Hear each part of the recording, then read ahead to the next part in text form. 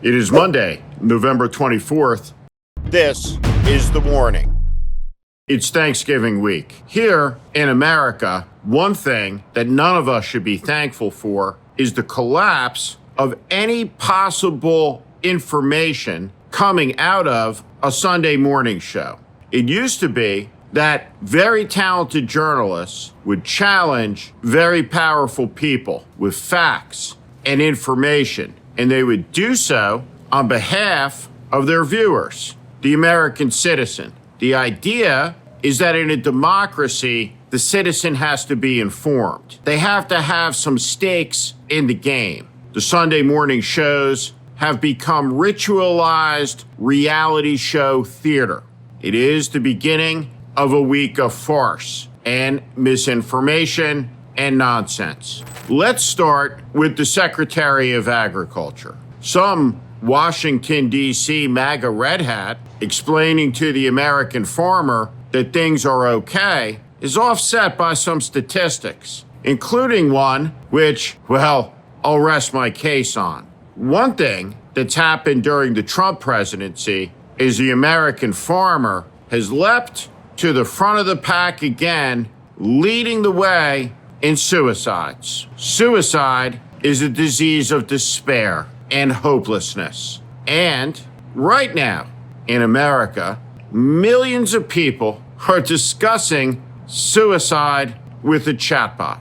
That is the sickness that has come to our land by the power of the hedge funds, the tech oligarchs, and the media lords like Larry Ellison and David Ellison, who want to control all of the avenues of information. I wonder why.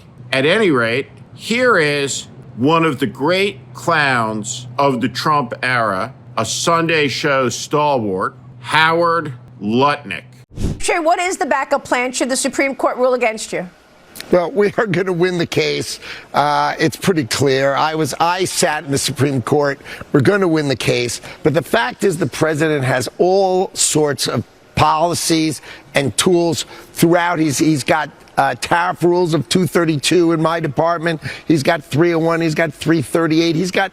Tariffs are going to be a part of this administration's national security and national economic protection of the American people. But we are going to win the case. So you can worry about the backup plan, but you're going to watch the Supreme Court back this president, because this president has proven that he can protect America, and IEPA is protecting America. So we are going to win this case. You heard it from me. I feel confident. I sat through the case. We are going to win.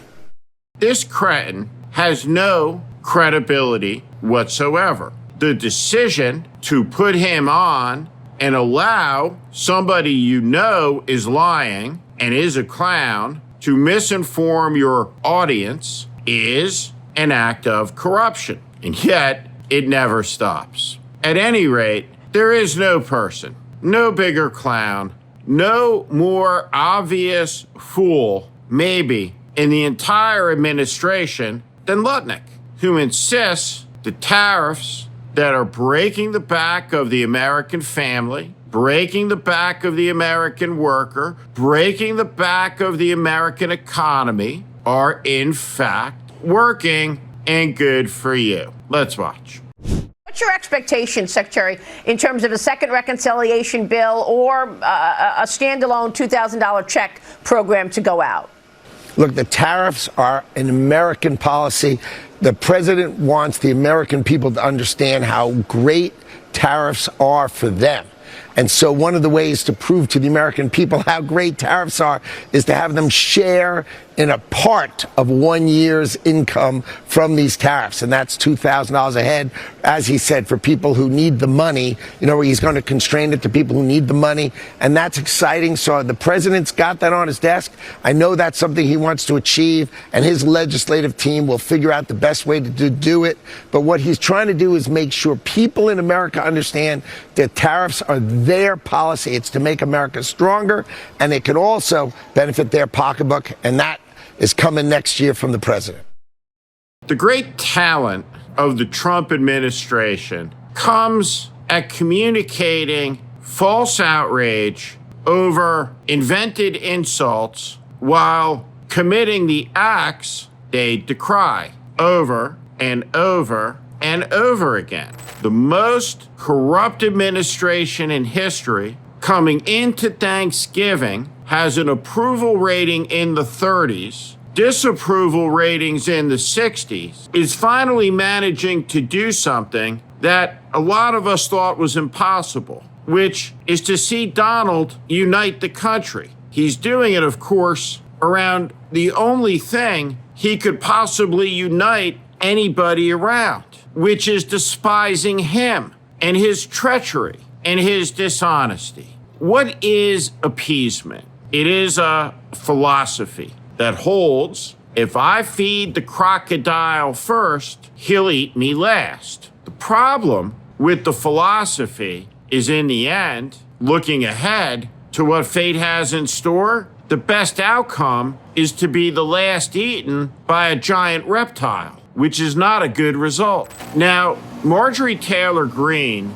is an exquisite example of a person whose ignorance was reinforced by the insanity that's curated behind the imprisonment of the algorithmic wall erected by this generation's most dangerous drug pushers, America's tech oligarchs, feasting on conspiracy, eating a stew of insanity. Marjorie Taylor Greene was trained to become a 21st century political leader, not by a party, but by the American culture. And the American culture is insane. And she went there and became schooled in the ways of Washington and power and politics, and saw all around her fraudulence. And a legitimately crazy person, in the end, couldn't believe that she was part of something so crazy that it would cover up, on behalf of the leader she worshiped like a god, his complicity, his partnership, his friendship with the most notorious child sex trafficker and criminal of the 21st century. And so that was the straw that broke the proverbial camel's back. A faithful sycophant suddenly called a traitor because she wouldn't get in line with the pedophile who is the leader's friend. Now, she has some explaining to do about why she ran around for so long with Matt Gaetz, properly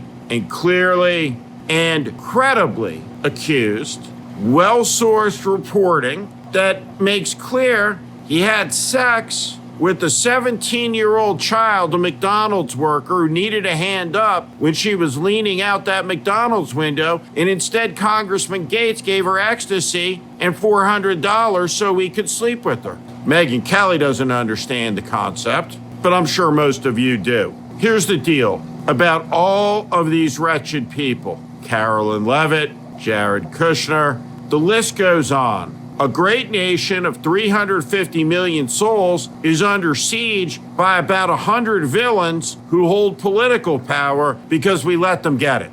And now we have to take it away and be thankful that in real life, outside of the mirage, outside of the illusion, outside of the sick play, which we have all become yoked actors in, we have the power, not Donald Trump. In his imagination, in his fiction, in his theater, he is king of the world and dictator of America. But in real life, he is the leader of a despised and failing political novelty act, a great grotesquerie, a sewer act that rose to the top, a great desecration, like a wave that swept over the country, is starting to recede. It's going to leave an awful mess, but it will also leave behind an important lesson.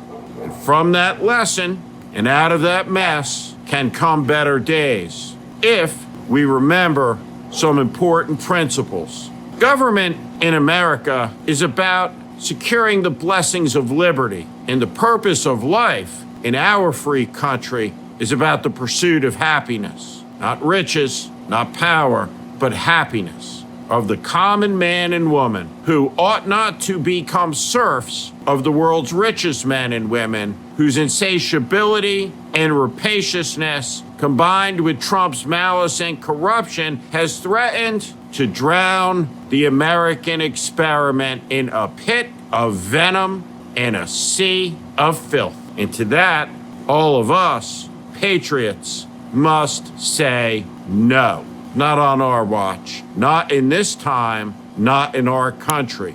We oppose it, we dissent from it, and we will break it in half before this struggle is over. I'm Steve Schmidt. This is The Warning. I invite you to join this community where I promise to be honest, blunt, and direct about what is happening in this country. America is in crisis. Follow and subscribe to this channel and on Substack. Thank you.